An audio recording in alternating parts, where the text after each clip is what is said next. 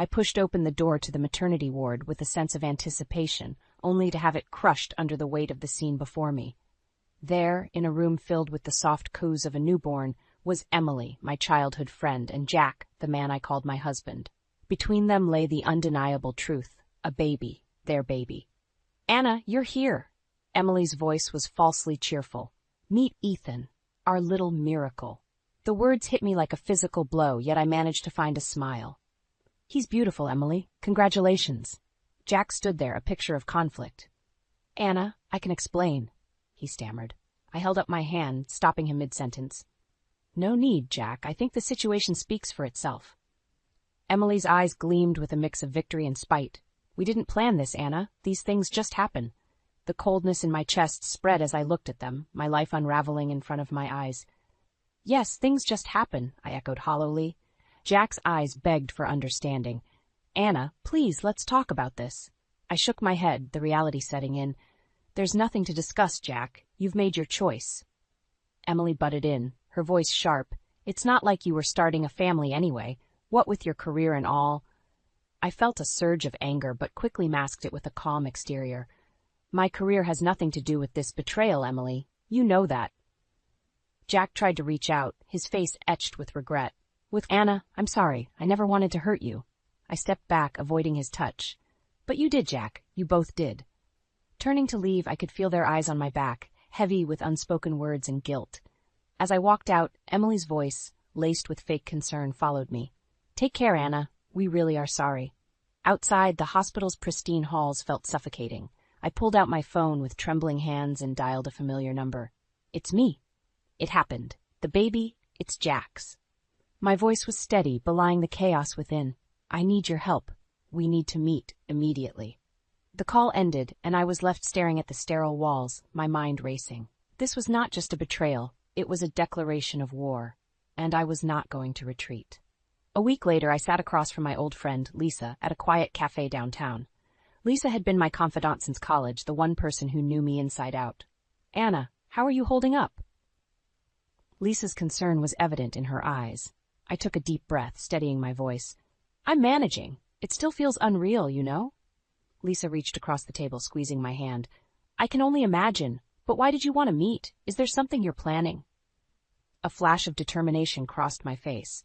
"I can't let them get away with this, Lisa. I need to do something." Lisa leaned in, her expression serious.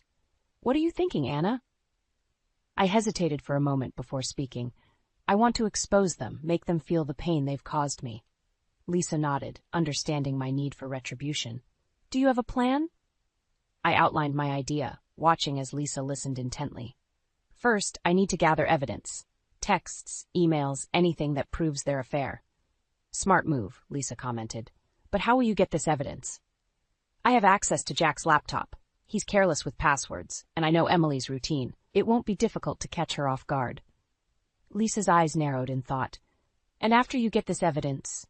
I felt a cold resolve settle within me. "I'm going to expose them publicly. At the Smith family reunion next month, Jack's entire family will be there." Lisa's eyes widened. "That's bold, Anna. But what about the repercussions?" I met her gaze squarely. "I've thought about it. I'm ready for whatever comes next. They need to pay for their betrayal." Lisa sighed, offering a supportive smile. "I'm with you, Anna. Whatever you need, I'm here." I felt a surge of gratitude for Lisa's unwavering support. "Thank you, Lisa. I'll need your help to pull this off." We spent the next hour strategizing, plotting each step with meticulous care. As I left the cafe, a sense of purpose filled me. Jack and Emily had shattered my world, but I was going to rebuild it on my terms. They would soon learn the cost of their deceit. The evening was chilly as I parked outside Jack's office building, waiting. Tonight was crucial. I needed to access his laptop to find undeniable proof of his betrayal with Emily. As Jack's car finally pulled out of the parking lot, I slipped inside, using the spare key he didn't know I had. My heart pounded as I made my way to his home office, a room once filled with shared dreams and now just a symbol of his deceit. I booted up his laptop, my fingers flying over the keys. Emails, messages, photos, the evidence of their affair unfolded before me. My heart ached, but I pushed the pain aside. This was about justice now. "Anna, what are you doing here?" I spun around, startled. Jack stood in the doorway, his face a mix of surprise and guilt. I could ask you the same, Jack, working late or just avoiding coming home. My voice was steady, but my insides churned with anger. Jack sighed, running a hand through his hair. I'm sorry, Anna. I know I've hurt you. I scoffed, turning back to the laptop. Sorry doesn't even begin to cover it, Jack. I trusted you. Jack moved closer, his voice softening. Anna, let's talk. We can fix this. I spun around, anger flaring. Fix this? How, Jack? By pretending you didn't betray me with my best friend? Jack flinched at my words, but his expression hardened. It wasn't planned, Anna. It just happened. I laughed bitterly. It just happened.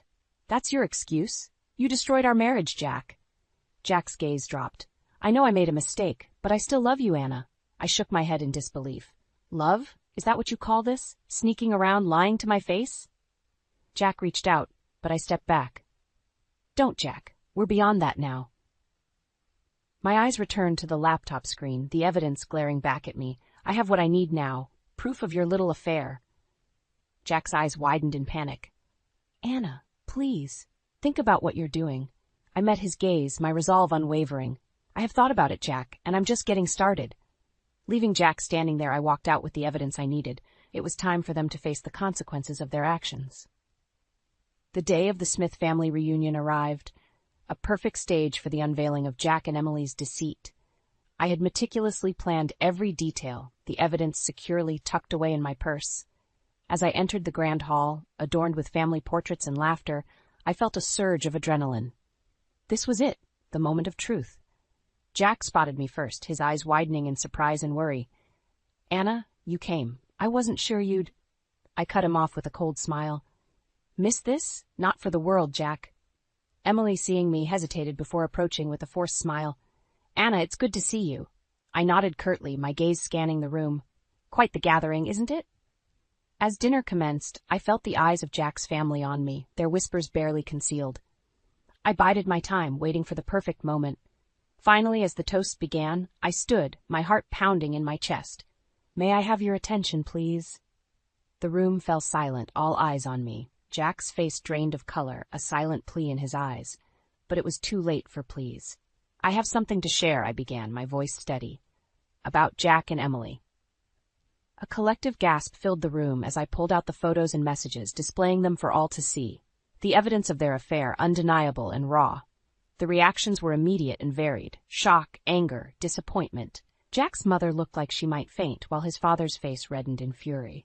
Emily tried to interrupt, her voice shrill. Anna, please, this isn't what it looks like. I turned to her, my gaze cold. Isn't it? It looks like betrayal to me. It looks like my husband and my best friend stabbing me in the back. Jack finally found his voice, his tone desperate. Anna, I'm so sorry. Please, let's talk about this. I shook my head, my resolve firm. There's nothing left to say, Jack. You've made your bed, and now you can lie in it. The room erupted into chaos, family members voicing their outrage and disappointment. Jack's father approached me, his expression one of deep regret. Anna, we had no idea. I'm so sorry you had to go through this. I nodded, feeling a strange sense of relief amidst the turmoil. Thank you, Mr. Smith. I just thought you all deserved to know the truth. As I left the room, the weight of the past months seemed to lift off my shoulders. I had done it, exposed their lies, their betrayal. The path ahead would be challenging, but for the first time in a long time, I felt a sense of hope. In the weeks following the family reunion, the fallout from my revelation was more devastating than I had anticipated. Jack's family, once a pillar of support and pride, had shunned him, and Emily was now a pariah, her true character exposed. I sat across from Lisa at the same cafe where we had plotted our strategy, watching the ripple effects unfold. They're getting what they deserve, I said, a bitter taste in my mouth. Lisa sipped her coffee, her eyes reflecting the gravity of the situation. How are you holding up, though? This must be hard on you, too. I shrugged, my emotions a complex web. It's a relief, honestly, but it's also empty. I wanted justice, and I got it, but at what cost? Lisa reached over, her touch reassuring. You stood up for yourself, Anna. Don't ever regret that. News of the scandal had spread like wildfire. Jack had been suspended from his job pending an investigation, and Emily's social circles had turned their backs on her. Their affair, once hidden in shadows, was now in the harsh light of public scrutiny. I learned from mutual friends that Emily had tried to reach out to me, but I had no interest in her apologies. She had made her choice, and now she was living with the consequences. Jack, on the other hand, had become a shell of the man I once knew. He called me repeatedly, leaving voicemails filled with apologies and pleas for forgiveness. But I couldn't find it in me to feel sympathy for him. He had broken the vows we made, the trust we built. One evening I received a call from Jack's mother. Her voice was weary, filled with sadness. "Anna, I just wanted to apologize on behalf of our family. We never knew about Jack's indiscretions. You didn't deserve any of this." Her words were kind, but they did little to soothe the pain. "Thank you, Mrs. Smith. I appreciate your call." As the call ended, I looked out the window, watching the world go by. The streets were busy with life, people moving on, unaffected by the turmoil in my world. I realized then that it was time for me to move on, too. I had gotten my revenge, exposed the lies and deceit, but holding on to the anger and bitterness would only poison me further. I made a decision that day. It was time to close this chapter of my life and start anew. Jack and Emily had chosen their paths, and now I was choosing mine, a path towards healing and hopefully happiness. Several months had passed since I had laid bare the truth about Jack and Emily. The once tumultuous storm of emotions had settled into a calm acceptance. I found myself in a new phase of life, one marked by self-discovery and rebuilding. Lisa and I met again at our usual cafe, a place that had witnessed the unfolding of my revenge, and now my renewal. "You seem different, Anna. Lighter, somehow," Lisa observed, her eyes searching mine. I smiled, feeling a sense of peace I hadn't known in a long time. "I am different, Lisa. The whole ordeal with Jack and Emily, it forced me to reevaluate everything. I've let go of the anger. It was consuming me." Lisa smiled back, visibly relieved. "I'm so glad to hear that. Holding on to anger is like drinking poison and expecting the other person to die." I nodded in agreement. "And I've got news. I've decided to start a new chapter in my life." Lisa leaned in, her curiosity piqued. "Do tell." "I'm moving," I announced. "A new city, a new job, a fresh start." Lisa's smile broadened. "That's wonderful, Anna. You deserve all the happiness in the world." I sipped my coffee, feeling a sense of excitement for the future. "Thank you, Lisa. I'm looking forward to it." "Oh, and there's something else. What is it?" Lisa asked, her eyes sparkling with anticipation. I hesitated for a moment, the words feeling surreal even to me. "I've met someone. His name is Michael. He's different, kind, understanding. We've been seeing each other for a few weeks now." Lisa's excitement was palpable. "Anna, that's amazing. Tell me everything about him." As I shared details about Michael, I realized how far I had come from the broken woman I was months ago. The pain inflicted by Jack and Emily's betrayal would always be a part of my story, but it no longer defined me. I had taken control of my narrative, turning a painful ending into a hopeful beginning. The sun set outside the cafe, casting a warm glow over the bustling city. Life moved on, relentless and beautiful in its persistence, and so did I, stepping into a future filled with possibilities and the promise of new beginnings.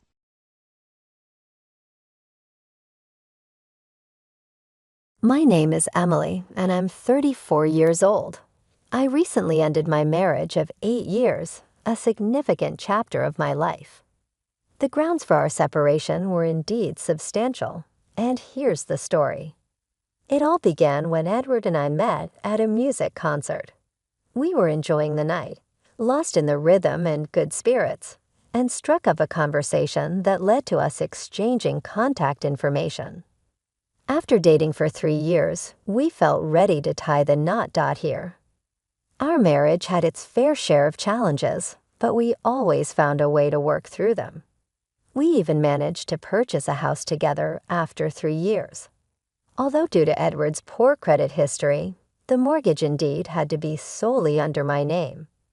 Edward and I earned roughly the same, but Edward had a penchant for spending, often beyond his means. I spent an entire year monitoring his spending habits to help improve his credit rating. Despite these financial frictions, we maintained a stable relationship. However, my peace was disrupted when I received a notification about a credit card opening in my name, an event I hadn't initiated. Initially dismissing it as a scam, I didn't give it much thought until the warning resurfaced a couple of months later. This time, compelled by a persistent gut feeling that something was amiss, I decided to investigate. To my dismay, I discovered that my credit score had taken a hit. Coming from a family that placed a high value on financial literacy, maintaining a good credit score was something I took very seriously. The discovery of the credit discrepancy was a turning point in reassessing the trust and dynamics of our marriage. Growing up with a solid understanding of economics, thanks to my parents, I've always been adept at navigating various financial systems. This background taught me to manage my credit carefully, so witnessing my credit score suddenly plummet was alarming. I barely used my credit card, and when I did, I made sure to clear the balance within a few days. The decline in my score led me to wonder if I had mistakenly provided my card details on a questionable website or to someone untrustworthy, but nothing came to mind. Then a realization hit me. Lately, Edward had been acquiring quite a few upscale items, yet there hadn't been any increase in his salary, nor had he mentioned any additional incentives. This discrepancy made me suspect that he might be involved in the mishaps with my credit. Despite our mutual decision to maintain financial independence, only discussing our finances when it came to bonuses or overtime to manage shared expenses, Edward's recent purchases seemed out of place, and he hadn't mentioned having extra money. Determined to address the issue tactfully, I decided to inquire subtly about his spending. I commented on his new watch, asking, "That's a nice watch you've got there, Edward. Where did you get it from?" He replied somewhat defensively, "Just an impulse purchase," noticing the luxurious look of the watch. I probed further, "That looks quite expensive. Did you use your credit card for this impulse buy?" Edward's reaction was one of irritation. "Are you trying to monitor and control my spending?" "I thought we agreed not to interfere with each other's finances," he said. I reassured him I'm not trying to control anything. You know I'm cautious about spending money we don't have. I don't want us to face financial difficulties. Edward accused me of overstepping. "You're constantly looking over my finances. The one time I purchase without notifying you, it becomes a big deal," he argued. This exchange highlighted the growing financial distrust between us, hinting at deeper issues in our marriage. I never intended to control how Edward spent his money. My concern was purely about how his spending could impact us negatively. If his purchases hindered our ability to pay off our loans more quickly, then it was a concern. Edward accused me of overstepping simply because I had a background in finance, arguing that it didn't give me the right to manage everything. He claimed that my knowledge was the reason we were living comfortably on average salaries. Yet he wanted to drop the subject, exhausted by what he perceived as my judgmental attitude. Edward's defensiveness only deepened my suspicions that he was the reason my credit score had plummeted. After our conversation, he became distant and cold, hardly speaking to me. Whenever I tried to reconnect and discuss our issues, he shut down, labeling me as mean and controlling. This escalated to the point where he involved his mother, who bombarded me with messages accusing me of financially abusing her son, an entirely baseless claim. I had always been aware of Edward's poor financial habits. When we married, his credit score was abysmal due to impulse spending. Despite my efforts to educate him on responsible financial practices, it seemed he never fully grasped the consequences of his spending. This misunderstanding led him to view me as the antagonist, though all I wanted was to prevent the financial ruin I'd seen tearing apart the marriages of friends and family. Perhaps I was overly cautious, but given Edward's history, I felt my vigilance was justified. As the tension at home grew unbearable, I sought refuge at my best friend's house for a brief respite. I informed Edward, but he showed little reaction. Meanwhile, over 3 weeks after our argument, Edward continued to accumulate more luxurious items, strategically placing them around our home as if to provoke a reaction. This display only reinforced the growing rift between us, making our shared space increasingly stifling. As Edward continued to display his new purchases around the house, it wasn't these provocations that upset me, but the sharp decline in my credit score that truly infuriated me. Needing a break, I decided to visit my best friend, Catherine. It had been a while since we last caught up, and she greeted me with open arms. We went out for lunch, and it was over this meal that I finally opened up about the struggles at home. "So how are things with Edward?" Catherine asked, noticing my unease. "Not great, actually," I admitted. "He's been quite confrontational. He's not being physically aggressive, but he accuses me of financially abusing him." "What do you mean? Can you explain a bit more?" she probed. "Well, Edward's been splurging on luxury items like a new gaming set, fancy watches, and other gadgets. I'm pretty sure it's not the money he's spending." "Is someone lending him money?" Catherine wondered. "I don't know, but what I do know is that my credit score has plummeted because several credit cards have been opened in my name without my consent." "That sounds serious, Emily. Are you suggesting Edward might be behind this?" I hate to think it, but his defensive reaction when I casually asked him about his recent purchases was a red flag. I didn't even bring up the credit cards. "You need to gather some proof," Catherine advised. "I know, but it feels wrong to invade his privacy," I confessed. "At this point, who cares?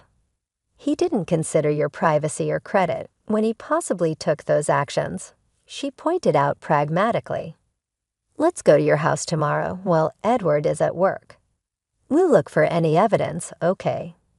I agreed, though the thought made me uneasy. Look, Emily, fraud is fraud. As terrible as it may sound, if Edward is betraying your trust like this, you need to protect yourself, Catherine asserted. "You're right. I need to think about my well-being this time," I acknowledged, feeling a mix of relief and apprehension. Catherine and I spent the rest of the day binge-watching our favorite shows and making plans for the next day. We both took the day off work. Despite the nerves about what we might discover, I knew this was something I had to do, not just for my peace of mind, but for my financial security.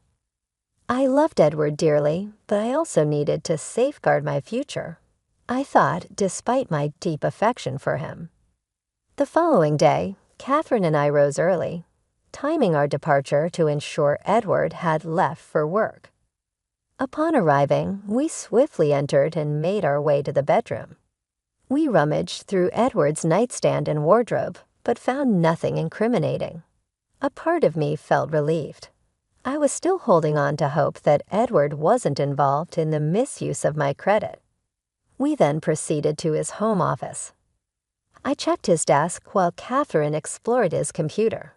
Luckily, I was familiar with his passwords, and although he had changed his computer's password recently, I managed to guess it. His search history was wiped clean, and the desk drawers revealed only mundane documents, except for one. The bottom drawer felt unusually hollow, hinting at a possible hidden compartment. After some probing, Catherine and I discovered a false bottom in the drawer, revealing 2 credit cards issued in my name. I quickly took photos as evidence. The discovery ignited a fury within me. I thought, countering Edward's accusations by revealing his duplicity. Determined to confront this betrayal, I planned to figure out the best course of action. Swiftly, Catherine and I carefully returned everything to its original place before leaving. The drive back to her house was quiet, filled with mixed emotions of anger and hurt. Catherine checked on me frequently, offering her support. By the time we reached her place, I couldn't hold back my tears anymore. The sense of betrayal overwhelmed me. Seeking guidance, I decided to FaceTime my parents, who always knew how to handle difficult situations with their wide network of friends and connections. "Hey, sweetie, how are you?" "It's been a while," my mom greeted cheerfully. "Hi, Mom. Hi, Dad." "I'm doing okay, I guess," I managed to respond, trying to mask my turmoil. "You guess. What's going on?"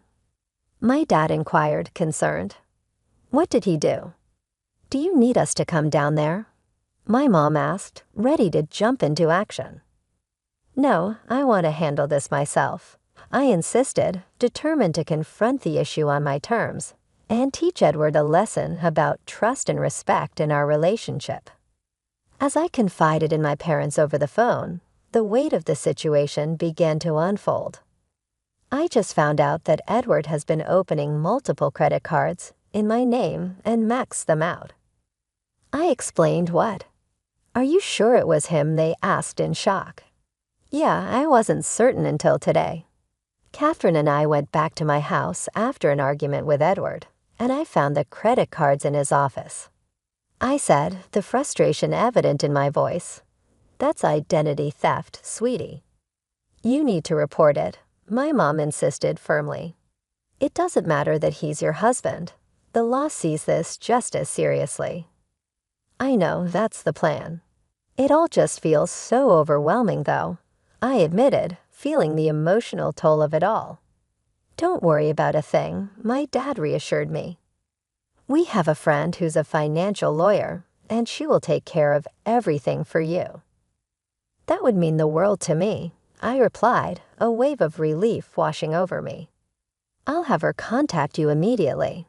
She'll help you fix your credit score right away," he promised. "Thanks a lot, you guys. Also, I need to ask, do you think I should continue being in a relationship with Edward?" I asked hesitantly, already knowing the answer in my heart. "No, honey, I think you should start the process to file for a divorce immediately," my mom responded without hesitation. "That's my girl. Let us know if you need absolutely anything," my dad added, showing unwavering support. "Yes, sweetie, we're just one phone call and one flight away from you," my mom chimed in. Their unconditional support was comforting. I had feared they might judge me and perhaps think less of me for not noticing sooner, but instead they treated my situation with immense care and concern, which made me feel incredibly relieved. True to his promise, my dad arranged for their lawyer friend to contact me. She was incredibly helpful, guiding me through the legal actions necessary to clear my name and hold Edward accountable for his actions. She assured me everything would be sorted out within a week to 12 days. For the first time in a while, I felt a glimmer of hope. After the call, Catherine and I spent some time relaxing, trying to take our minds off everything. During this time, Edward neither called nor texted to check on me. This indifference hurt more than I expected. That night, as I lay in bed, my resolve strengthened. I decided to file for a divorce the next day. The following day, with the help of my parents, I connected with a reputable divorce lawyer. Despite my worries that Edward might contest the divorce, which seemed illogical given his actions, I started the filing process. My heart ached with the realization of the end of what I had once hoped would be a lifelong partnership. Returning home from Catherine felt inevitable. Despite her urging me to stay longer, I needed to confront Edward, not to accuse him, but to understand his perspective once more, even though I already knew the extent of his deceit. When I entered the living room, Edward was lounging on the couch, absorbed in the TV. He looked up, clearly surprised to see me. "Oh, wow, you're back early. Didn't want me around?" I sighed, weary from the events. "I didn't come back to fight, Edward. I just walked in. Can we have a calm conversation for once?" His response was defensive. "How can we not fight? Since you left, I haven't heard a single apology from you. Why should I apologize when you took everything the wrong way? I was just asking how you managed those purchases," which you took as a direct attack. Feeling the frustration build, I replied, "Edward, I've said it countless times. My questions were out of concern for our financial health. If you took that personally, I can't help your insecurities." "Well, fine, according to you, I can do no wrong," he retorted sarcastically. "I just wanted to talk things out properly. That's why I came back." "Can we discuss this without making me out to be the villain?" I asked, hoping for a breakthrough. "How can I not feel vilified when you constantly criticize my spending habits?" Edward argued. "You don't know how many things I've wanted to buy over the years, but didn't because I was too scared." "Edward, let me be clear," I said firmly. "I never stopped you from spending or splurging. My only condition was that major purchases should be infrequent, but smaller ones could happen anytime. I was only stricter when we were working on fixing your credit." "That's not true. You've been like this since the beginning," he accused. At that moment, I realized no amount of discussion could undo the misunderstanding and hurt between us. "Okay, well then I'm sorry if I ever made you feel constrained. That was never my intention," I offered, feeling the finality of our situation creeping in. The conversation at home did little to bridge the growing chasm between us. It became clear that my visit wasn't going to restore any harmony, but instead highlighted the deep-seated issues that had been festering under the surface of our marriage. As difficult as it was, it reaffirmed my decision that moving forward with a divorce was the right choice. The way Edward tried to portray himself as the victim only fueled my frustration. After our conversation, it felt like a fog had lifted from my mind. I had held a faint hope that Edward might admit his wrongdoings, and that we could somehow reconcile, but it became evident that wasn't going to happen. Leaving him in the living room, I retreated to the bedroom and immediately changed all my passwords. Edward needed to remain unaware of my next steps, particularly concerning the legal and financial actions I was about to take. The following days passed with me either working or spending time at Catherine's house, waiting for the other shoe to drop. Then it finally happened. I received mail from my bank. The letter informed me that all my credit cards had been canceled, and since it was my husband who had committed the fraud, the outstanding amount would be charged to his account at the same bank.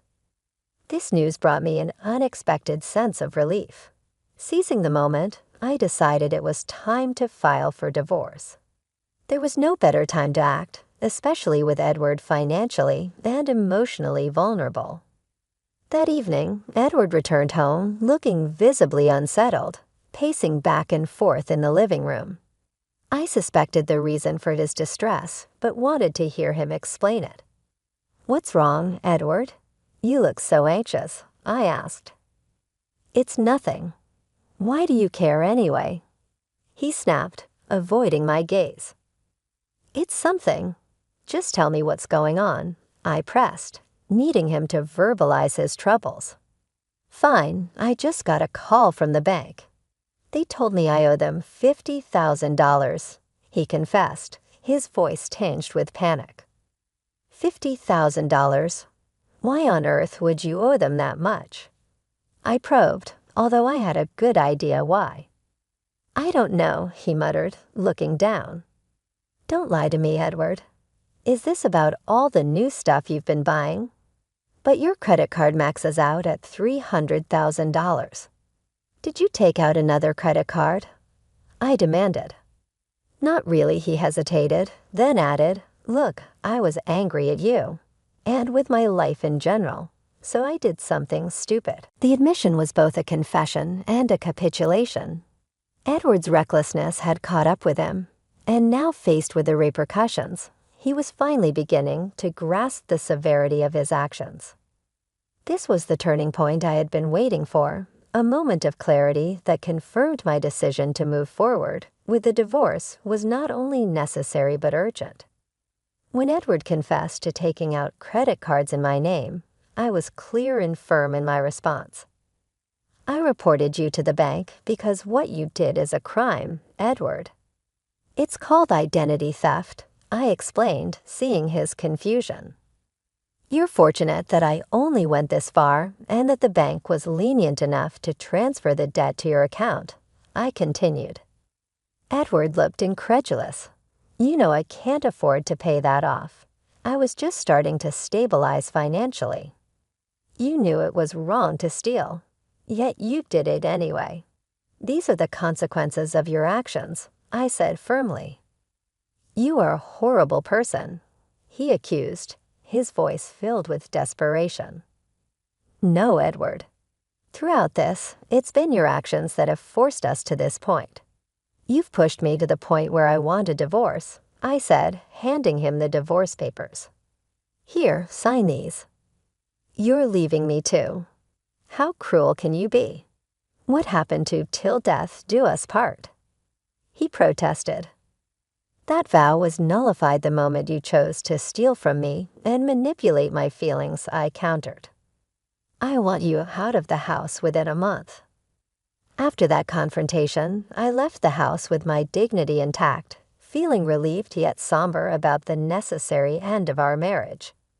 Edward tried to reach out several times, but I ignored all his calls and messages, choosing to stay with Catherine to avoid any further distress.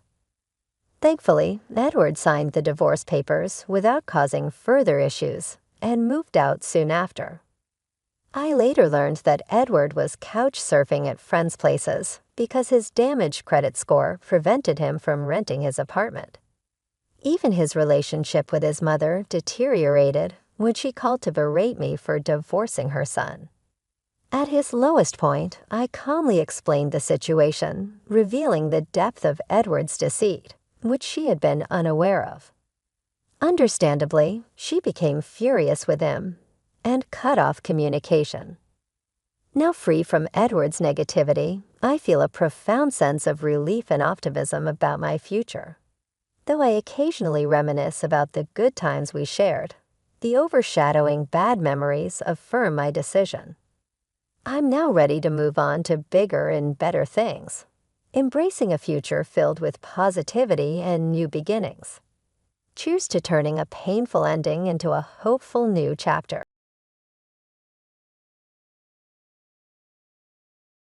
Hello everyone. I'm Amber, and I'm about to share a story about my mother-in-law's actions toward me and how I managed to handle the situation. My mother-in-law, Patricia, was always curious about my inheritance, often asking, Amber, when will you receive your inheritance? I heard it's around $35 million. We could lead such a luxurious life with that kind of money. It's taking forever to process, isn't it? These words, openly shared by Patricia since I married her son Raymond, showed her interest in my financial matters. At first, I naively informed her about my inheritance, which in hindsight was a huge mistake. After that, Patricia became overly friendly at times. Her constant inquiries were bothersome, but I didn't give it much thought. However, my husband Raymond and father-in-law Gary would often reprimand her, telling her, Patricia, you need to stop bothering Amber about her inheritance. It's irrelevant when or if she receives it. It's none of our concern. Raymond even pointed out, Mom, you're being incredibly rude and irritating. Amber and I are doing well financially. We're even supporting you and Dad. What more could you possibly want? Despite this, Patricia dreamed aloud of a more luxurious lifestyle, suggesting we could abandon our current home for a mansion. Her fixation on the money was clear. Attempting to shift the conversation, I joked, who knows if I'll ever receive the inheritance? The process is complex, and for all you know, I might have made up the entire thing. This comment made everyone laugh except Patricia, who gave me a stern look, visibly upset by my words. Following that incident, Patricia's demeanor toward me shifted drastically. She became openly hostile and insulting, a clear indication of her greed and how deeply my words had affected her. Her behavior worsened, demonstrating an unanticipated level of animosity when she realized I might not be as wealthy as she thought. A turning point came when Patricia took her frustrations out on me directly. One day, while Raymond and Gary were away, I encountered Patricia in the kitchen with a look of disdain. She demanded I follow her to her room, signaling the start of an unexpected and challenging confrontation. Patricia called me aside with urgency, insisting we needed to speak in private immediately. She mentioned it was critical, but her insistence only made me more curious and a bit apprehensive. Deep down, a thought flickered through my mind, connecting her sudden urgency to a post-nuptial agreement, though I wasn't entirely sure why the thought lingered. Not wanting to be left in the dark, I followed her to her room. Upon entering, Patricia locked the door behind us, an action that caught me completely off guard. Holding the keys tightly in her hand, she demanded, "Amber, you're staying in here until you sign these papers." I was stunned, questioning her motives and the extremity of her actions. Patricia explained rather forcefully that she wanted me to sign a post-nuptial agreement drawn up by a lawyer. This document was supposed to ensure that I wouldn't be entitled to any financial claim against Raymond if we ever divorced. I was taken aback, unable to fathom her reasoning or why she would assume Raymond, and I would end our marriage. Despite my protests and disbelief over the divorce insinuation, Patricia was adamant. She insisted on me signing the papers, claiming she had the situation under control and implying she would play a role in our marital future. Reluctantly, I began to read the document, curious about its contents and the extent of its demands. The agreement was stringent, stipulating that in the event of a divorce, Raymond and I would have no financial claims on each other, denying alimony or any form of asset division. This meant we could only retain assets that were individually in our names. The terms were shocking and sparked immediate anger within me. Confronting Patricia, I questioned the necessity and the suddenness of such a document. We had never discussed any form of prenuptial or postnuptial agreement before. Her actions in the presentation of the agreement were not only unexpected, but seemed to hint at deeper issues and intentions. The situation had escalated far beyond simple family dynamics, signaling a complex web of intentions and potential conflicts. Patricia revealed her true colors, admitting she had initially welcomed me into the family because she believed I would inherit $35 million, which would eliminate the need for a prenuptial agreement for her son. Now accusing me of lying and labeling me a precious metal, she claimed I was a financial burden to Raymond and demanded I sign a prenup to safeguard his assets before plotting our separation. It became crystal clear to me. Patricia's silence on a prenup all these years was due to her hope of benefiting from my supposed inheritance. Discovering the inheritance might be a mirage, she now aimed to strip me of any future claims on Raymond's assets. Her manipulative plan was to fabricate a story or create a scenario that would drive Raymond to divorce me, favoring a wealthier match to ensure a luxurious life for her family.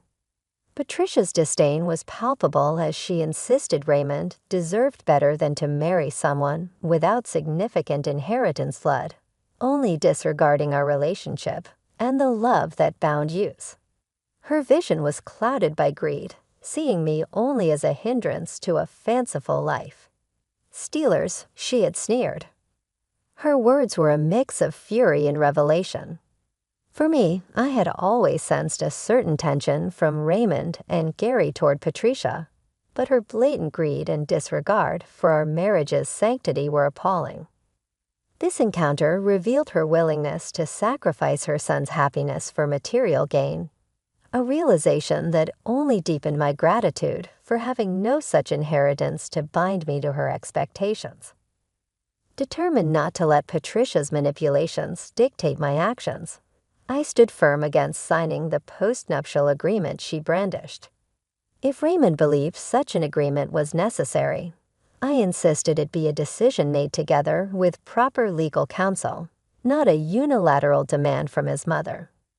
I refused to comply with her demands, aware that she might not let me leave without conceding, but ready to confront her armed with the truth and the integrity of my relationship with Raymond at the forefront.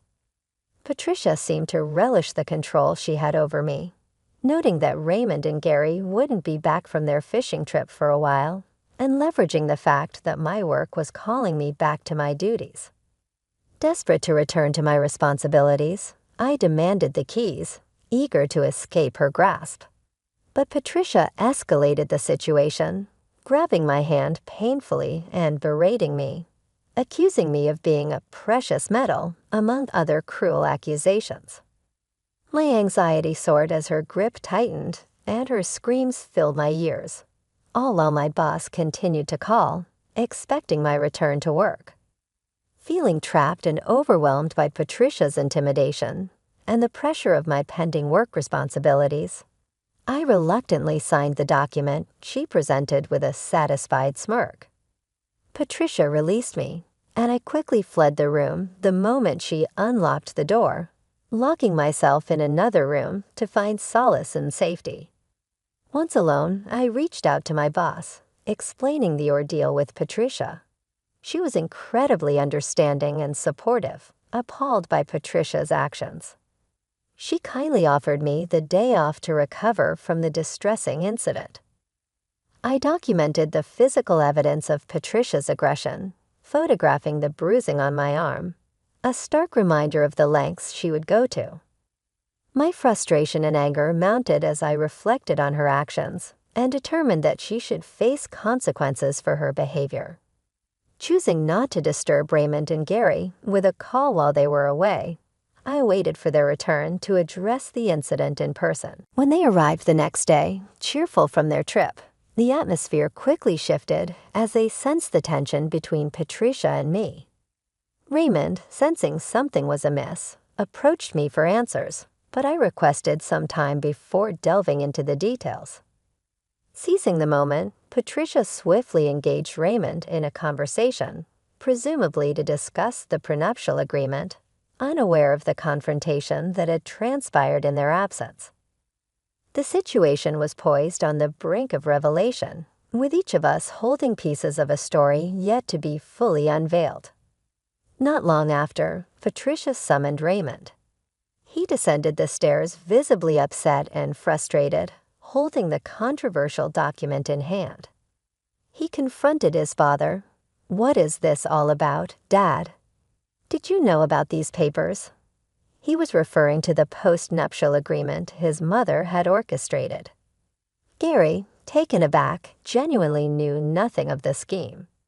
"What papers are you talking about, Raymond? What postnup?" he questioned, bewildered by the sudden tension. Raymond explained, "It's a ridiculous postnup Mom cooked up for Amber and me." It was clear he found the entire situation absurd and unjustifiable. Gary immediately clarified, "Raymond, I'm completely out of the loop here. I have no idea what this is about." His confusion and surprise were palpable, directing his gaze towards Patricia for an explanation. Patricia, cornered, defended her actions under the guise of protection. "I'm doing this for our good, Raymond. Your wife, she's not going to bring anything but trouble. She's just after your money," she accused, labeling Amber a precious metal, and insinuating she had lied about an inheritance to ensnare Raymond. Ray, shocked by his mother's harsh words, couldn't comprehend her logic. "What does Amber's inheritance have to do with us? How can you say such things, Mom?" he asked, struggling to understand her motives. Patricia doubled down, painting a grim picture of Amber exploiting Raymond and eventually leaving him financially drained through a divorce. She urged Raymond to sign the postnup and consider divorce, promising a future with a more financially suitable partner. This accusation ignited Raymond's anger. He vehemently defended Amber, joined by Gary, marking a rare moment of unity against Patricia's manipulations. It was a turning point for me, seeing Raymond stand up for our relationship, dispelling any fears of his loyalty. What they both didn't know was the truth about my inheritance. It had come through the day before, a detail I hadn't shared amidst the chaos. As the argument subsided, Raymond's gaze met mine, filled with questions and concern. "Amber, why did you agree to sign that postnup? You should have waited for me. You know I'd never support such a thing. Why let Mom pressure you into this?" His disappointment was evident, yet it was mingled with a desire to understand, to rectify the situation together. I reassured Raymond, "I never doubted you would request such a thing.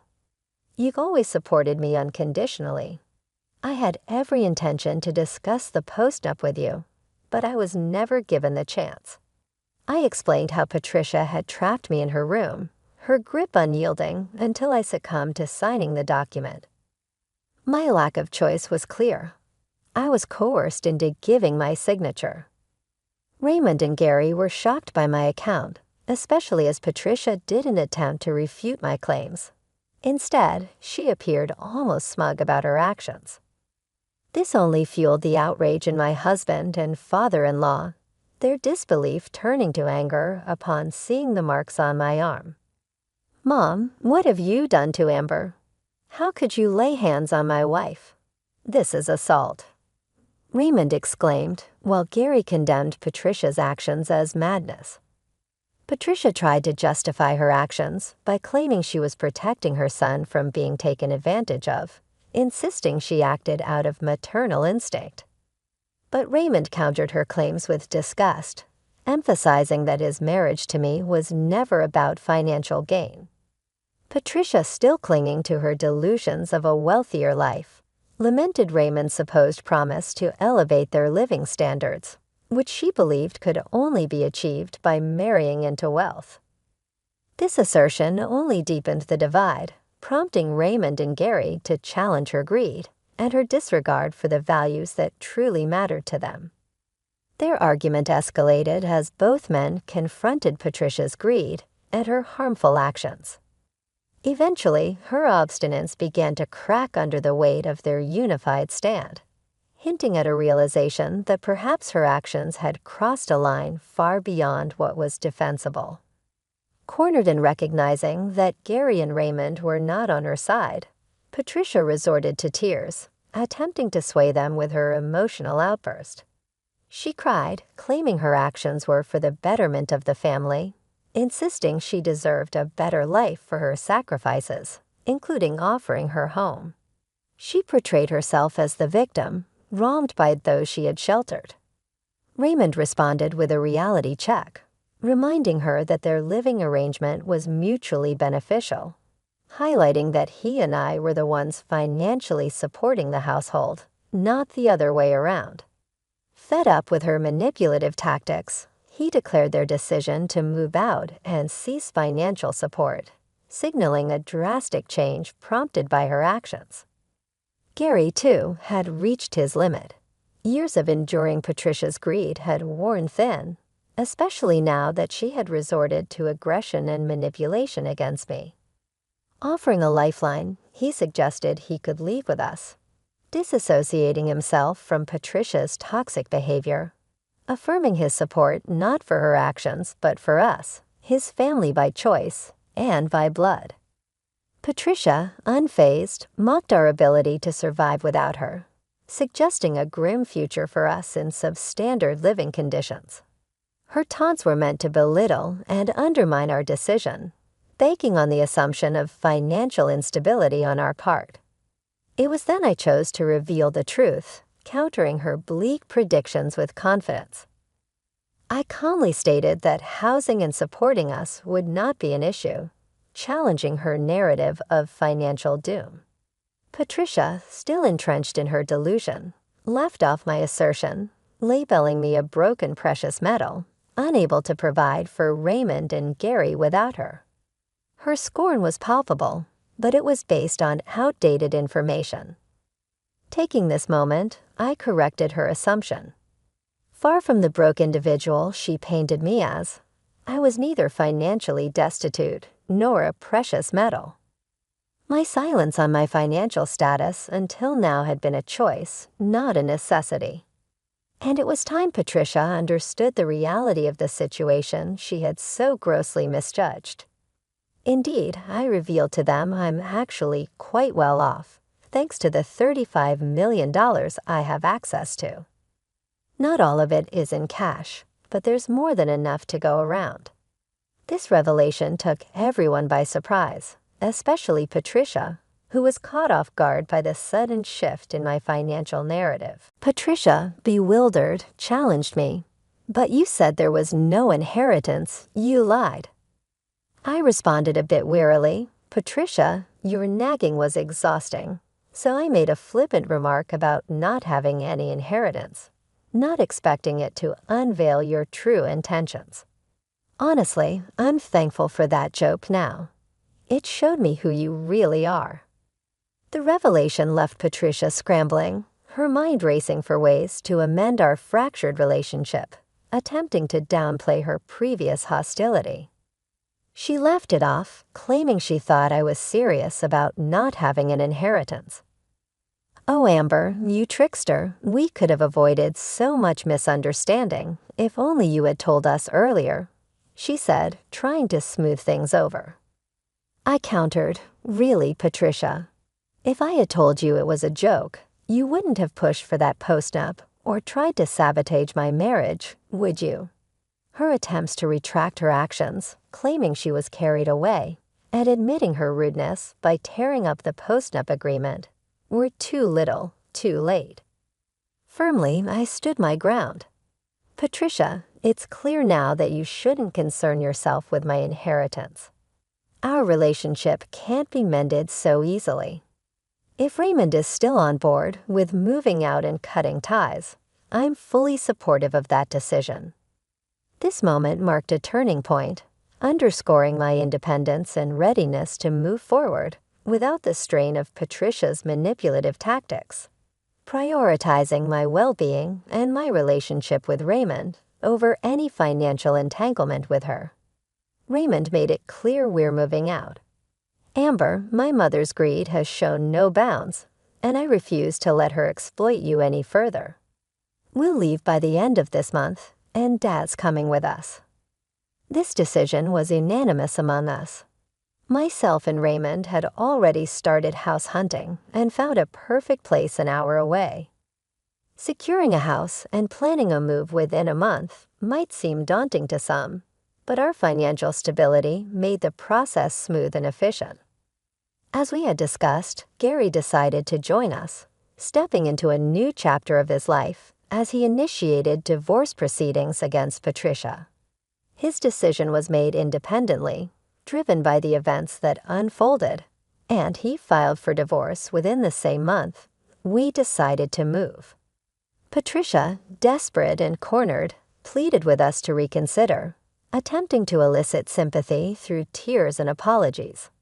However, her financial predicament only compounded her woes. Without a personal income, and with Gary's financial dependence on Raymond, neither was eligible for alimony. Interestingly, Gary was entitled to half of Patricia's house as it was acquired post-marriage, leading to an ironic twist where Patricia had to sell her home, the very outcome she feared and tried to avoid by meddling in our finances. The divorce process dragged on for a year, marked by mandatory separation periods and Patricia's visible distress over her dwindling finances, forcing her to expedite the sale of her house for survival. Following the divorce conclusion and the settlement of their assets, Gary opted for a modest apartment while he valued his independence and wished not to impose on our new life. We continued to support him financially, able to do so comfortably. This series of events, while tumultuous, reinforced our family bonds, underscoring the importance of integrity, support, and the true value of relationships over material gain.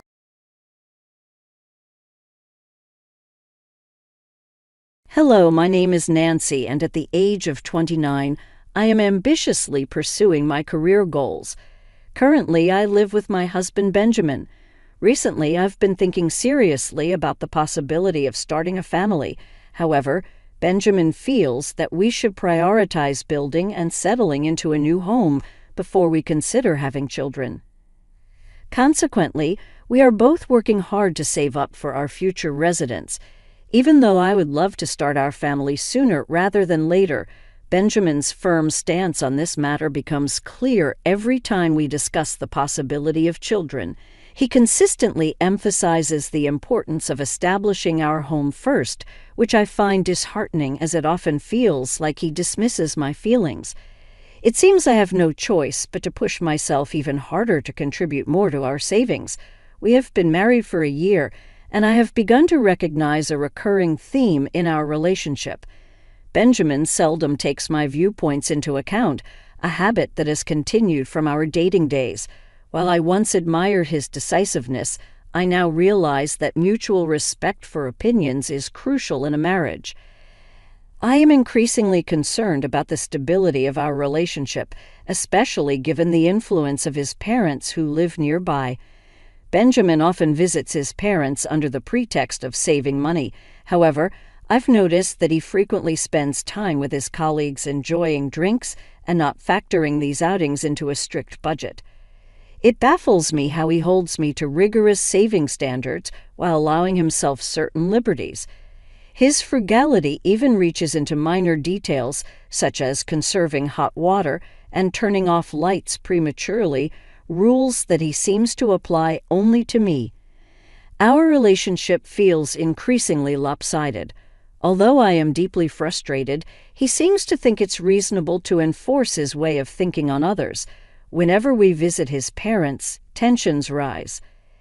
It's been a year since you two got married. We'd love some good news soon, my in-laws often exclaim, eager to meet their grandchild. At these moments, I catch Benjamin giving a disapproving look, silently signaling them to avoid unnecessary comments. As these pressures mount, I find myself at a crossroads, questioning how we can find a balance that respects both our dreams and the practical aspects of our lives together. While Benjamin and I both yearn for a child, he insists that we should build our own home before expanding our family. It's quite unfair how my in-laws pressure me about having a baby rather than speaking to Benjamin, who seems indifferent to my feelings about the timing, I think to myself. Despite my urge to speak out, I often find myself muted by their relentless expectations for a grandchild. After dinner, Benjamin walks out for a smoke and remarks, "Nancy, you're working hard, but if you really want to be a housewife, you should consider quitting your job and focusing on home life. Maybe that's why you're not getting the attention you need from Benjamin." It's as if he's implying that my career is the reason we can't start a family, which is unfair and untrue. Benjamin himself isn't ready to have children anytime soon. Frustrated, I respond sharply to my in-law. Benjamin was the one who encouraged me to keep working. Why don't you talk to him before you lecture me again? My patience wears thin as I continue. I want children too, but Benjamin is the one who's not ready. Please direct your concerns to him instead of constantly criticizing me. My words seem to shock my in-laws. I excuse myself from the table and head towards the door, my frustration boiling. Benjamin, casually smoking by the entrance, doesn't say a word. As I get into the car, a friend who had joined us for dinner follows and casually remarks, "Are you leaving already?" She's unaware of the tension. Exhausted by the recurring pressures from my in-laws and Benjamin's indifference, I finally declare that I won't be visiting the in-laws' home anymore. Benjamin looks at me surprised and argues, "Why not? We can save on food costs, right? Besides, you want a home and kids soon, don't you?" Fed up, I snapped. "If it's really about saving, then maybe you should cut back on your drinking and smoking rather than driving to your parents just to save the cost of a meal. Why can't you make savings in those ways too?" Everyone needs a break. I voiced my frustration. Benjamin had always imposed restrictions on me. like avoiding the use of hot water and mandating lights off by 9 p.m., under the guise of saving money. He seemed to think that making these changes wouldn't require any real sacrifices. If I'm the only one making these adjustments, then I don't even want this house. I'm so tired of it. You never give up anything yourself, but you're perfectly fine demanding sacrifices from others, I protested. Benjamin tried to brush off my concerns, suggesting they weren't significant, but I firmly countered, no, it is a big deal. Do you realize how much patience I've had to muster all this time? His ongoing pretense in front of his parents, acting as though I was the reason we couldn't have grandchildren, infuriated me further. I'm tired of being pressured about grandchildren. It's not me who's hesitant about having children, it's Benjamin. I've been clear about wanting them soon, so please stop this constant pressure, I continued, my voice steeped in exasperation. Seeing Benjamin struggle to respond to my uncharacteristic outburst brought a bitter sense of satisfaction, but it didn't solve our underlying issues. Feeling uncertain about what to do next, I just stared out of the car window, ignoring Benjamin. A turning point came a month later when a relative of mine, my father's brother, passed away. He left behind several pieces of land and a luxurious mansion and lived a lavish lifestyle. Benjamin's eyes widened when he learned of my uncle's impressive estate. I didn't realize you had such a remarkable relative, he commented. A few days after hearing about my inheritance, I decided to discuss the inheritance details with a lawyer in our apartment, knowing the matter was exclusively mine and seeing Benjamin's discomfort with the idea of inheritance. I politely asked him to step out of the room to avoid any potential complications his presence might cause. After about 5 hours of detailed explanation from the lawyer, I thanked him and saw him out. Surprisingly, when I turned around, Benjamin was not in the apartment. Assuming he had stepped out to give us privacy, I began preparing dinner, unaware of the changes that lay ahead. 4 months later, Benjamin would come to me with an unexpected confession. Benjamin's unexpected invitation for a drive filled me with a mix of excitement and curiosity. As we drove into a residential area, my curiosity turned to confusion when we stopped in front of a house unfamiliar to me. Benjamin pressed the intercom, and to my surprise, my in-laws stepped out, not from their usual home, but from this new one. My father-in-law beamed, exclaiming, "You finally made it. So, when are you and Nancy moving in?" "We're thinking of moving in by the end of this month." His next words were less welcoming. He accused me of being a selfish daughter-in-law and of shifting the responsibility of having children onto Benjamin. I shot Benjamin a disapproving look, bewildered as to why he would bring me here when I had made it clear that I didn't want to visit my in-laws anymore, seeking clarity. I asked Benjamin for an explanation. He responded almost too calmly, "Don't be so upset. If we live together, it can help mend the relationship between you and my mom. Besides, this will be our new home from now on, so you should be more cooperative about the children's issues." His revelation stunned me. I had expressly stated I didn't want to live with them, yet here he was announcing plans that were already set in motion without my agreement. The house, as Benjamin explained, was a 2-family residence. My plan was always for us to eventually live with my parents. So what's the problem with living in a 2-family house now? He asked, as if the arrangement should have been obvious. As I mulled over the situation, the implications of living in such a house became clear, especially in light of our finances. Constructing such a grand house seemed beyond our means, and I couldn't understand how Benjamin managed it. My dad and I chipped in the money, so our savings are empty, but that's fine, right? Benjamin said nonchalantly, revealing a complete disregard for our mutual financial planning. He then added, "I heard your uncle's inheritance was about $720,000, so if you use that money to repay us for the cost of this 2-family house, it should all work out, huh?" His assumption that my inheritance would simply be used to cover these expenses without my consent left me astounded. The audacity of his plan, assuming I would finance these arrangements unilaterally, was not only presumptive, but deeply unsettling. Frustrated with the entire ordeal, Benjamin delved into his bag and pulled out a pre-filled divorce form with his name already scribbled on it. "Your money is our money. If you don't like living together, let's just get a divorce," he declared confidently, handing me the form. Resolutely, I replied, "Fine. If those are the only options, then divorce is the better choice for me." I slipped the divorce form into my bag, turned my back on him and my stunned in-laws, and walked away without heeding their reactions. As I walked out, I mentioned offhandedly, "By the way, I renounced my uncle's inheritance." Benjamin stood frozen, his face etched with confusion.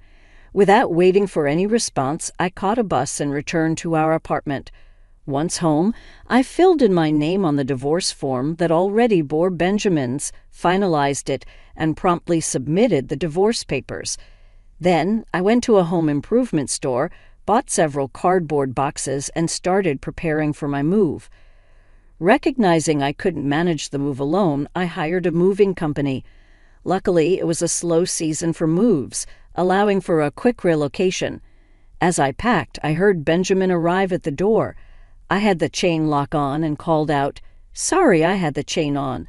I'm not sure what you might do in your current state of anger. Besides, I need to finish packing. Could you stay at your parents' house for a few days?" Defiantly, Benjamin said, "I won't accept a divorce." His statement surprised me. I reminded him, "But you handed me the divorce form, didn't you? If you sign the divorce papers, that means you agree to the divorce." He looked puzzled and frustrated, quickly changing the subject. "Why would you give up on a $720,000 inheritance? Normally you'd inherit it," he questioned, clearly having caught bits of information about the inheritance, but misunderstanding the situation. It seemed he had overheard some details about the $720,000 inheritance and in a rush had gone to my in-laws. They in turn impulsively bought the two-family house without considering the full implications. I clarified, "The inheritance discussion was mine to handle, and renouncing it was my decision made to avoid exactly these kinds of entanglements and presumptions. Given the complexity of my uncle's estate, renouncing the inheritance seemed the wisest choice. Though he had $720,000, the costs associated with his assets were enormous. His mansion required demolition, the land demanded significant upkeep, and he had accrued substantial debts. Despite having 2 sons, 2 daughters, a wife, and grandchildren, all had chosen to renounce their claims, leaving the inheritance to me. When I explained this to Benjamin, he was incredulous. "No way. So you're saying that even with $720,000, there wouldn't have been much left? That sounds like fraud," he exclaimed. I clarified that after a thorough discussion with the lawyer, it became clear that the inheritance was more of a burden than a boon. Unfortunately, someone had eavesdropped on part of this conversation and misunderstood the full context. My explanation left Benjamin speechless, and it seemed he finally realized his mistake.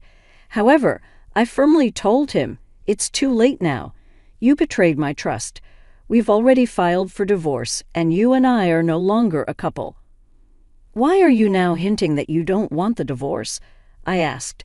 "If you truly didn't want to separate, you should have followed me immediately when I returned." I reminded him of the consequences of his and his father's decisions, particularly their investment in the two-family house, without considering all the facts. I pointed out that his mother's opinion on the divorce didn't alter the reality of our situation. Her lack of experience with financial matters might have prevented her from understanding the true value of money. With a heavy sigh, I realized that entertaining complaints about his parents was no longer my concern. If we were still married, perhaps I might have listened and discussed these issues, but under the current circumstances, it was no longer appropriate for me to engage in such conversations. However, I reminded him, "You haven't submitted the divorce papers yet, have you?" He pleaded desperately, "If you do it now, we can still be a couple. Please, let's live together in that two-family house." But I had already submitted the divorce papers, so there was no turning back.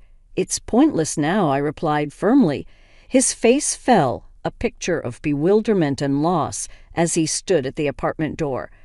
While I believed he had brought this situation upon himself, I couldn't let him linger outside indefinitely. After briefly considering sending him away, I realized I had no time to waste and continued my preparations for moving. Eventually he left, and I proceeded with my plans. I notified my workplace about the divorce, given that my boss had acted as our mediator. Feeling a need to explain the situation, I also shared the news with my coworkers during lunch break. These were the same people who had celebrated with us at our wedding. Unexpectedly, Benjamin burst into my department while I was discussing this with my colleagues, exclaiming, "It's absurd that you're talking about the divorce. I wish you hadn't mentioned it." He then proceeded to explain to everyone that he had assumed I had inherited a significant estate, which led to his impulsive suggestion of buying the two-family house. Faced with the choice between divorce and living together, I chose divorce. As a result, Benjamin found himself increasingly ostracized at work, even as my colleagues extended their sympathy towards me. The situation at his job grew so uncomfortable that he eventually resigned. During this turbulent time, a male colleague approached me. He confessed, "I've actually liked you for a long time. I hope to build a home where we can communicate as a couple and work things out together." This unexpected confession offered a glimpse of a potentially different and more understanding partnership in the future.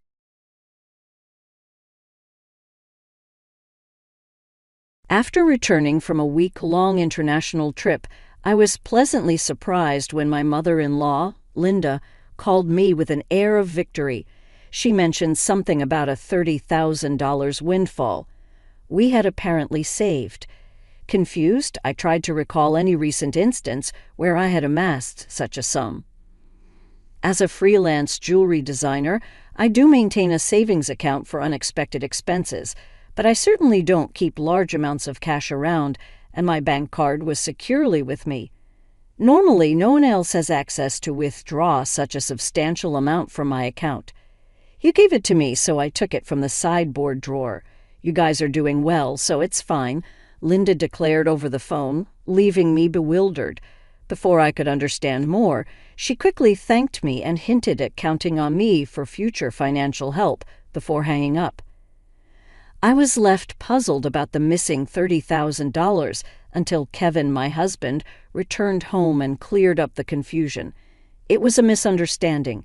However, a month later, Linda bombarded me with numerous calls. I chose to ignore them initially, but the constant ringing eventually compelled me to answer.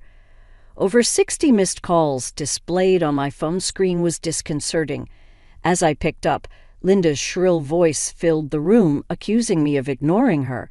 Her tone suggested she felt wronged, but to me it was merely the consequences of her assumptions. My life as Mary, a 35-year-old busy freelance jewelry designer wanting children but overwhelmed by work, is shared with my equally busy husband, Kevin. He originally had a corporate job, but now assists me in managing my growing design business. Early in our marriage, my designing gigs were sparse, and we largely depended on Kevin's steady income. Now, as my business flourishes, our roles and responsibilities have evolved, but so have our challenges, like dealing with unexpected family misunderstandings about money. As I neared the age of 33, my career as a jewelry designer had begun to flourish, necessitating better organization of my increasingly hectic schedule.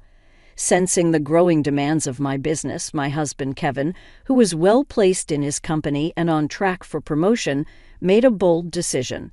He resigned from his job to partner with me, applying his skills in management to our joint venture. Together, we secured contracts with prestigious international brands, enhancing both our professional and personal lives. However, managing success came with its unique set of challenges, particularly involving Kevin's mother, Linda. Living alone in the family home, she perceived our lives through a lens of luxury and often approached us with financial requests. "You always seem to be living so lavishly. I'm jealous," she would comment. As part of my role, attending product launches and dinners with executives was routine, yet Linda saw these obligations as mere leisure. Her requests grew more personal over time. "I'm going to throw a party for my friend soon. Can you give me some money for it?" she asked on one occasion.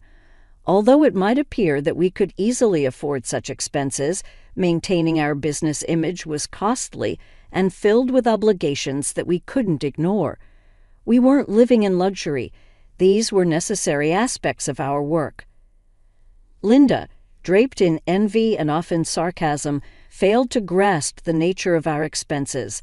Dressed up beautifully, eating at expensive places. "I envy you," she'd say. Despite my repeated refusals, Kevin, being her son, would occasionally acquiesce to demands, reasoning that a little financial help was a small price for peace. "If giving her a little money keeps her quiet, then it's worth it," he'd argue, finding it simpler to appease her than to have our work disrupted. Yet Linda's demands only escalated. Recently, she expressed a desire for a new dress for an upcoming gathering. Just the other day, Linda came over and pestered Kevin. "Wouldn't a two-piece suit work? We've been asked to buy clothes before," she said. "There might be cheaper options, but what Linda wants is certainly not cheap," I explained. Her rebuttal was that it was a fancy party, and she couldn't be the only one dressed in old clothes. Furthermore, she insisted on a matching bag, leaving us exasperated.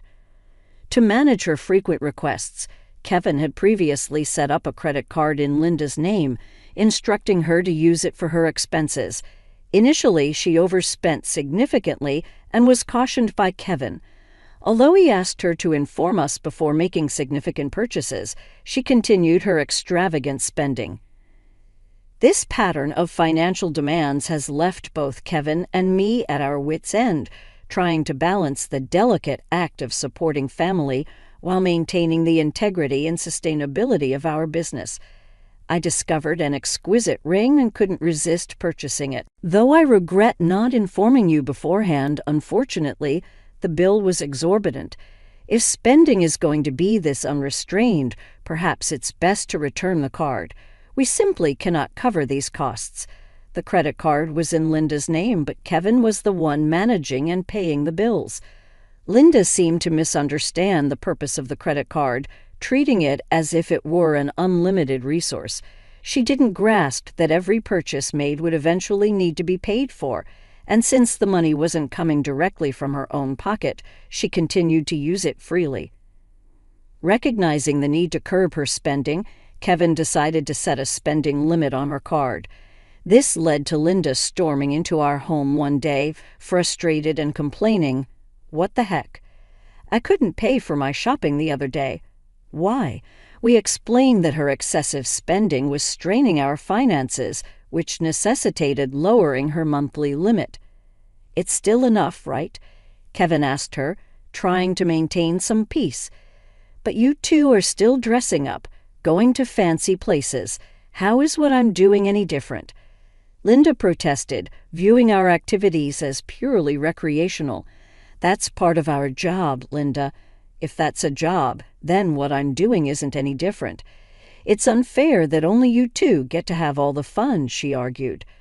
While it's true that our work involves attending product launches and parties in luxurious venues, these are professional obligations, not leisure activities.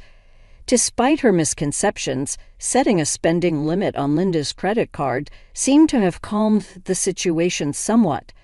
Occasionally, Linda would visit and air her grievances to Kevin, but overall life proceeded without major disruptions. As the end of the year approached, an exciting opportunity presented itself. A foreign brand manufacturer approached me with a proposal to expand our business dealings by relocating our base overseas. The prospect thrilled me, as it could potentially elevate me to the ranks of top-tier designers. Kevin, ever supportive as my manager, was all for taking the leap.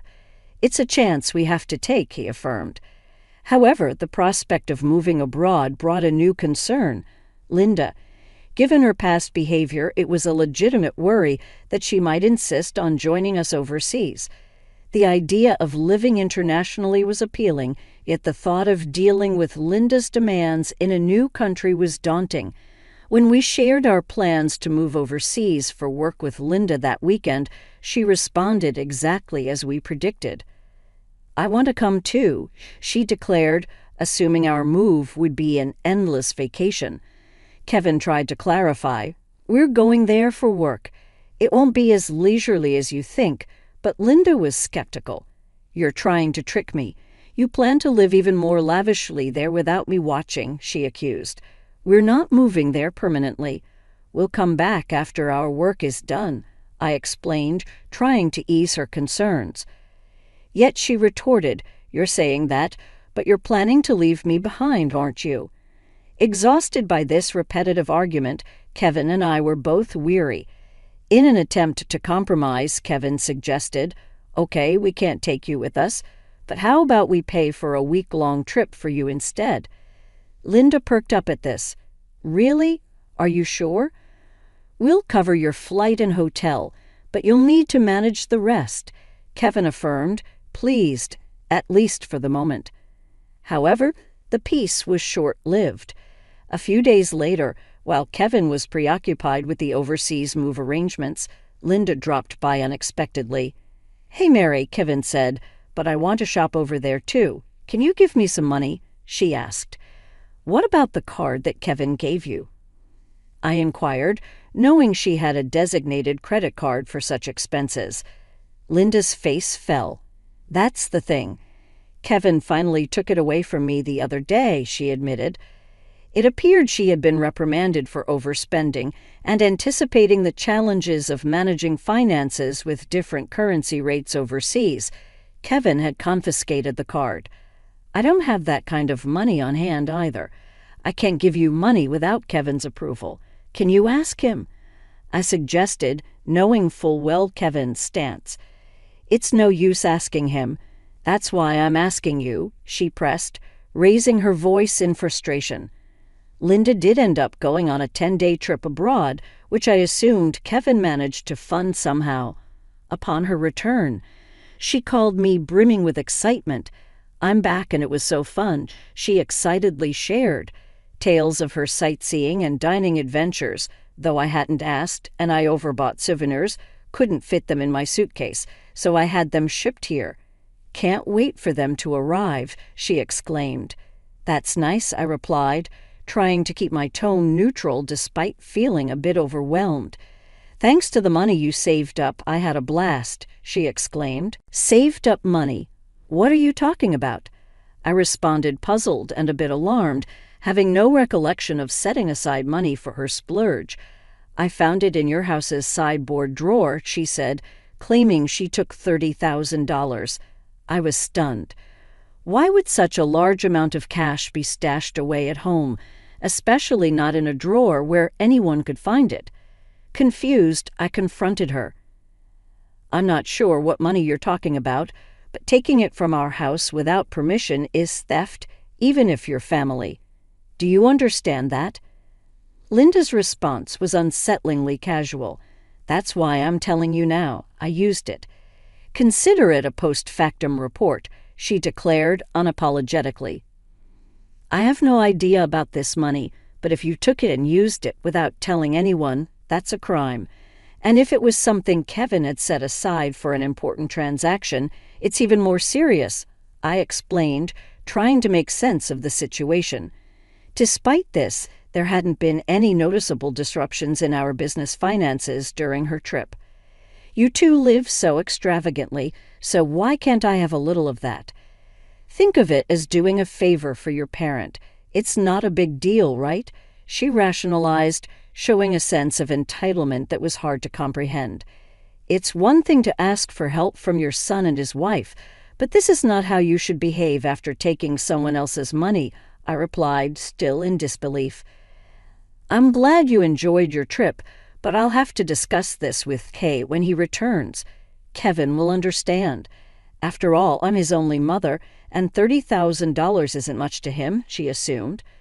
"All right, I'll pass the message along," I said, astounded by her lack of awareness.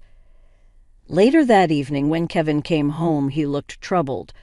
"Mary, do you know about the money I left in the drawer?" he asked urgently. 15 days ago, I withdrew it from my bank account, and now it's gone. Keeping such a large sum in a drawer, didn't you think it was careless?" he questioned. "I needed cash immediately for an urgent payment. Do you know anything about it?" It suddenly clicked. Linda's earlier call, thanking me for the $30,000 and mentioning how much fun she had, made sense now. It was Kevin's money, meant for a crucial purpose. "Kevin, today Linda called, thanking us for the 30 and saying she had a blast with it. I didn't understand what she meant until now," I explained, piecing everything together. "So it was Kevin's money, but what was such a large amount meant for?" I asked. "Hey, if it wasn't for a business payment, we've been doing bank transfers for a long time, right? Why cash all of a sudden?" I questioned, trying to understand the whole scenario while dealing with the ramifications of Linda's actions. I was aware it was Kevin's money that had disappeared, but the full context was still unclear to me. Linda, it turned out, had taken the money without informing us, and I needed to understand why. I asked Kevin, puzzled by the situation. Kevin began to unravel the backstory. After he had reduced the credit limit on Linda's card, she started secretly borrowing money from various sources, including consumer finance cards and credit cards she had opened without our knowledge. When Kevin discovered her growing debt, he took away all her cards and withdrew cash to settle her debts directly, aiming to bypass the banking system to keep our business accounts clean and maintain trust with our partners. This was also partly a farewell gesture, as we're moving abroad and won't be around to manage such issues for her, Kevin explained. I plan to handle her debts discreetly to prevent our financial records from getting complicated. A month had passed since then, and as I was busy packing for our move, Linda's frequent calls became hard to ignore. When I finally took her call, her voice was tinged with desperation. "Why aren't you answering my calls? I've called so many times," she said, almost in tears. "I'm sorry, Linda. I've been caught up with the move. What's going on?" I asked, trying to remain calm and give her a chance to explain her side. "It's not just one thing, it's everything. They're asking for payments almost every day. It's too much," Linda confessed, her voice cracking under the strain. "Have you tried contacting Kevin about this?" I inquired, hoping she had sought his help first. "He seems to be blocking my calls. I can't get through to him at all. Mary, you're my only hope now." "Please help me," she pleaded. I realized then just how complex the situation had become. Linda's financial recklessness had led her into a labyrinth of debt, and now, isolated from Kevin's assistance, she was turning to me as her last resort. As we prepared to start anew in a foreign country, the challenges of dealing with Linda's financial chaos loomed large, demanding immediate attention before we could fully focus on our new beginnings. I was taken aback by Kevin's drastic approach toward his own mother. If he had used the prepared funds to directly settle Linda's debts, this distressing situation might have been avoided. Instead, Linda was now overwhelmed with collections letters and relentless calls from finance companies and consumer lenders. It was a scene reminiscent of something from a dramatic film, one I had never expected to witness in real life. I'll talk to Kevin, but I can't guarantee what he'll do. A son should help his mother in trouble, right? Please ask him for me. Linda pleaded at the end of our conversation. However, with our impending business expansion overseas, our financial resources were already stretched thin, and we couldn't afford to further assist Linda, especially given that she had misused the money meant to settle her debts. When I relayed the details of the call to Kevin upon his return home, he responded with a mixture of fatigue and resignation. I had planned to sort things out before we left, but she squandered that chance herself, he said coldly. Indeed, the money was originally earmarked to clear Linda's debts, but she had instead blum it on a lavish trip, leaving no room for excuses. As Linda's calls persisted, I followed Kevin's lead and set her number to block. Although part of me wished to help her, she was, after all, Kevin's mother. There was nothing I could do if he had chosen to detach from the situation. Meanwhile, the day of our move overseas was quickly approaching, and I still had a lot to pack. Amid the chaos of packing, I discovered another troubling piece of news. Linda had resorted to selling her house to manage her debts. It turned out she had concealed even more liabilities than we knew. The total amount was so substantial that even after selling her property, she couldn't cover it all. The thought of losing the family home where Kevin had grown up was profoundly upsetting. "Hey, our family home is gone. Are you okay with that?" I asked, sensing his sadness. "How can I be okay? But there's nothing we can do," Kevin replied, his voice tinged with sorrow. Losing the house where he grew up must have felt like a great loss, akin to how I felt when I lost my parents' house early in life. In the midst of these complex feelings and the heavy task of packing, we had to come to terms with the fact that some situations were beyond our control and focus on our future. As we prepared to start anew in a different country, the bittersweet reality of losing a family home struck me deeply. As I observed the situation unfolding with Kevin, unlike my past experiences, Kevin had not only lost the tangible structure where his earliest memories were formed, but also his emotional sanctuary, all while his mother, Linda, is still alive. It's an indescribable feeling, the mixture of loss and displacement, especially under such painful circumstances. The impact is profound and complex, far more than mere bricks and mortar. It's about losing a part of one's history, and the comfort of a place to return to that no longer exists. Linda, now residing in a modest apartment, faces the daily grind of managing her debts. She works part-time, a reality that is challenging given her age. Employment opportunities for the elderly are not just limited, they're often physically demanding and less rewarding. This stark new reality for her is a drastic shift from her previous life, believed to be filled with unchecked spending and financial freedom. Though sympathy naturally arises seeing her struggle, it's tempered by the knowledge that her situation is the direct result of her own financial imprudence. Life teaches us that actions have consequences, and Linda's case reaffirms the harsh truth that financial responsibility is crucial at any age. Back in our new environment, the business is thriving beyond our initial expectations. The move overseas has catapulted our brand into the international spotlight, bringing in a flurry of inquiries and offers from various corners of the globe. Every new email and call brings potential for expansion and collaboration, which is incredibly exciting, but also immensely demanding. The success is exhilarating, however, it envelops our entire lives, leaving little room for anything else. Days blend into nights as we navigate time zones and cultural nuances, striving to make the most of this golden opportunity. Despite the professional achievements, our personal lives bear the weight of our relentless schedules. The dream of expanding our family seems more like a distant vision, something we hope to circle back to when the waves of immediate demand subside. Kevin, who juggles multiple roles from logistics to client management, feels this strain acutely. As partners in both life and business, we find ourselves pondering the future and our priorities, wondering how we can align our professional goals with our personal desires. As I look out of our apartment window, taking in the view of the foreignscape, the neon lights blur into the night, mirroring the blur of our daily lives. It's a view filled with promise and anonymity, a stark contrast to the familiar streets we once knew. This city, vibrant and relentless, is now our home, yet it starkly contrasts with the quiet, steady life we left behind. The complexity of our new life is exciting, but also daunting, filled with endless tasks and decisions that challenge us at every turn.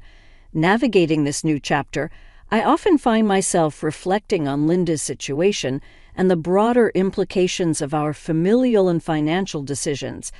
It's a continuous learning curve, understanding how deeply intertwined our choices are with the fabric of our lives. Each decision, each sacrifice, and each success shapes not just our immediate circumstances, but also the legacy we leave behind. As we build this new phase of our life, we remain mindful of the delicate balance between achieving success and maintaining the relationships that define who we are beyond our business achievements.